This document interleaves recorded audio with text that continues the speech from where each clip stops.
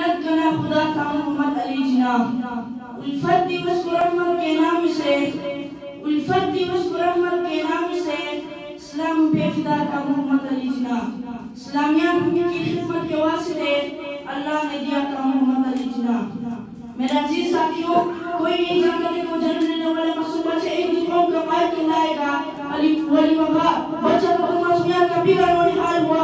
हम लोग के लिए एक जावेद मिसाल जो जवान हुआ है तो मोहब्बत और शराफत के साथ लेकर बुढ़ापा जिना के लिए मेहनत लेकर आया और उसका मोहम्मद अली जिना का क्या समझ गया। अल्लाह इकबाल ने दुरुस्त कहा था, हजारों साल में रस्मत बेनूर पे होती है, बड़ी मुश्किल से होता है चमन में दीद और पैदा। मेरे अजीज साथियों, हमारा मुसलमान समुदाय ने इस पैगाम के नबी मोहम्मद को बरकरार रखा कि जिसने खामोश को इस दुनिया बख्शे इस सलामी ने दल को दवा बाकी को रजा से सब सफा जुमा को दिया का फिर अदा किया। अली वफा बाबा कौम ने तस्वीर को तस्वीर खास को दावत तस्वीर को तकदीर और बंद बनी से बड़ा की बना दिया। मेरे अजीज साथियों, उनके एहसान का उन्होंने